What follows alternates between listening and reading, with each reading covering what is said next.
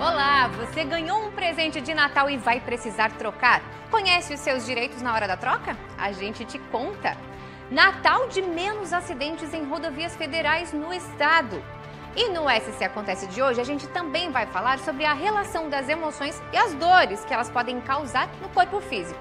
É agora, ao vivo para toda Santa Catarina. Bem-vindos!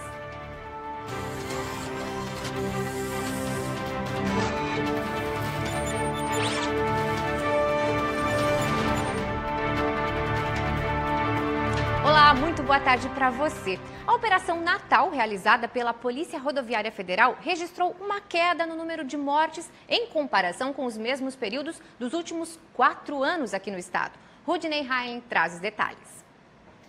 Foram registrados apenas 2 acidentes fatais, ambos na BR-101. O primeiro deles em Imbituba, onde um motociclista morreu após uma colisão com um caminhão, e o outro em Araquari, com uma vítima de atropelamento. Mesmo com esses dados em queda, os policiais registraram centenas de outras irregularidades durante os 4 dias de fiscalização. PRFs flagraram casos de embriaguez ao volante, excesso de velocidade, ultrapassagens proibidas e falta do cinto de segurança ou da cadeirinha. Ao longo da semana, o volume de veículos deve aumentar consideravelmente no sentido litoral. Por isso, a PRF mantém o reforço de fiscalização nos próximos dias e já na sexta repetirá outra grande mobilização de policiamento. O balanço da Polícia Militar Rodoviária referente às rodovias estaduais catarinenses andam na contramão. Foram registrados 59 acidentes que resultaram em 34 pessoas feridas e 2 mortes, uma a mais que em 2022. E olha, depois das festas de Natal, para alguns é hora de trocar o presente. Nesse momento é preciso ficar atento ao que o Código de Defesa do Consumidor determina, veja só. 26 de dezembro, o Dia Internacional da Troca de Presentes. Em Florianópolis, lojas repletas de clientes que foram trocar as lembranças de Natal. Às vezes é complicado, né? Que não tem o tamanho certo daí, né? Mas conseguiu fazer a troca? Consegui. Nem sempre as lojas têm a obrigação de fazer a troca. Segundo o Código de Defesa do Consumidor, isso só é obrigatório quando o produto apresentar algum defeito.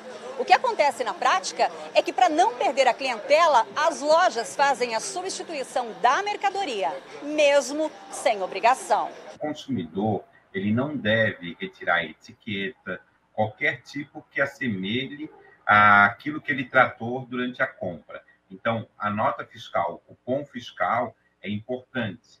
Não há troca sem o cupom ou a etiqueta de uma peça. As roupas e os calçados são os campeões de trocas.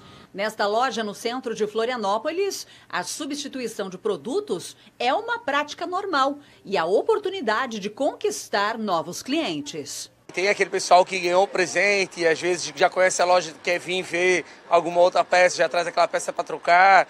De acordo com o Procon, trocas pelo mesmo produto de outro tamanho não podem ter cobrança de valor adicional.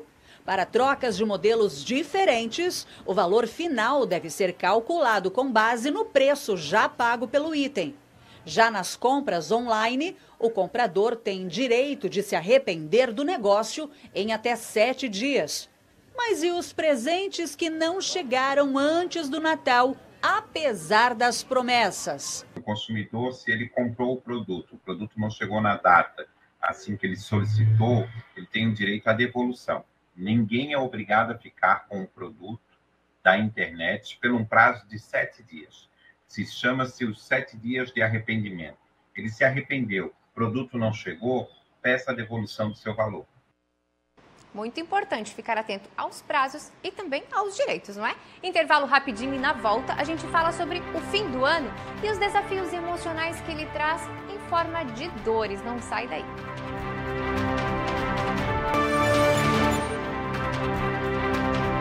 Estamos de volta e olha, ontem falamos aqui sobre as dores do fim de ano. Hoje vamos avançar um pouco e falar sobre as dores causadas também por emoções, por sentimentos, aqueles avisos que o nosso corpo nos dá, mas que às vezes a gente não escuta. Você sabia que as dores nas costas, cabeça, articulações podem não ter relação específica com essas regiões que doem?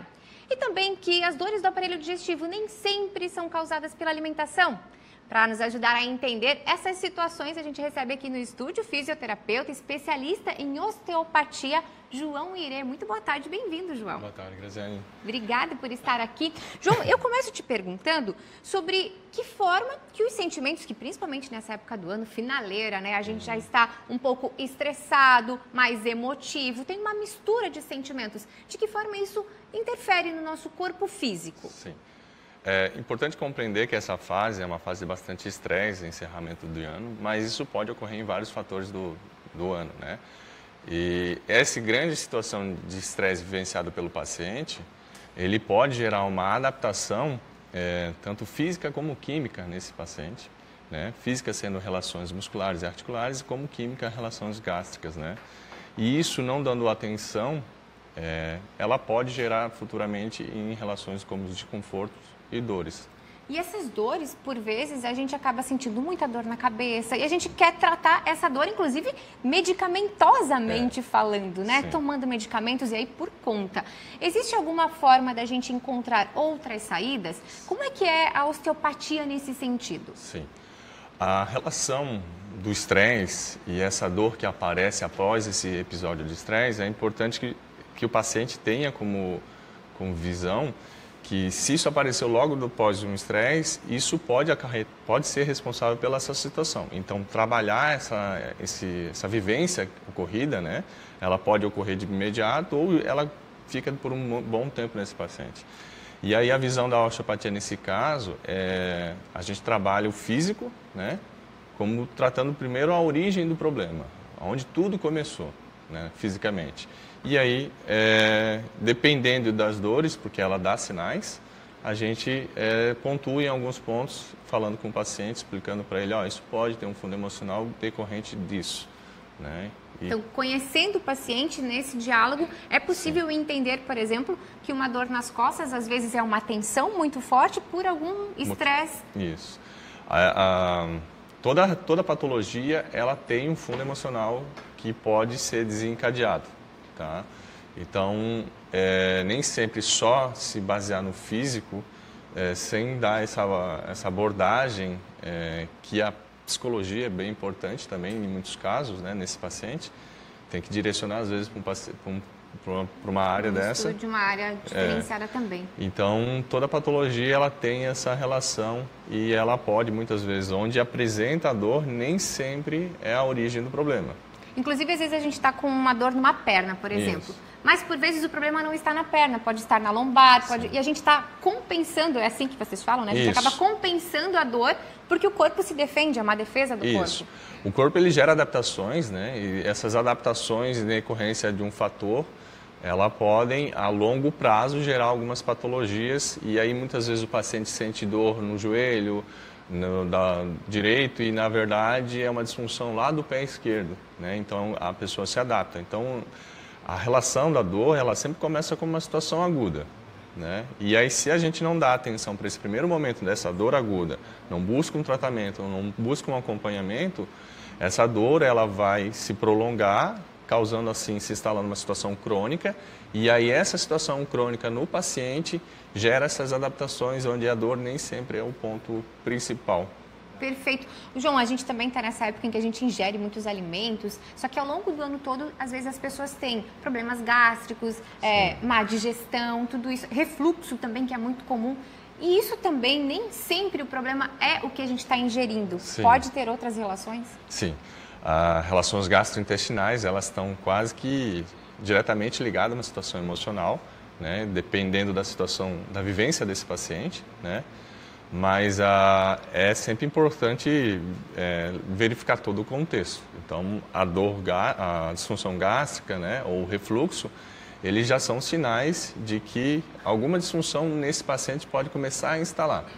E a osteopatia é uma forma de ajudar a gente, então, a escutar isso que o corpo está nos falando. Sim. E aí tratar isso. Como é que a osteopatia age? Tanto nessa parte da questão digestiva, também das dores musculares, musculoesqueléticas, como Sim. vocês falam, né?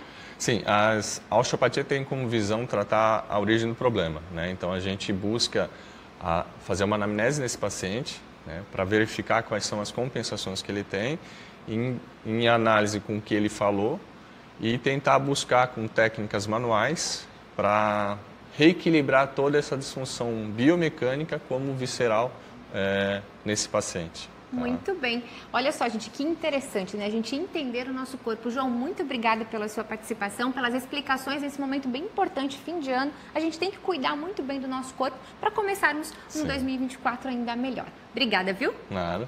O SC Acontece vai ficando por aqui. Amanhã, ao 12h45, estaremos de volta e esperamos a sua companhia. Até lá!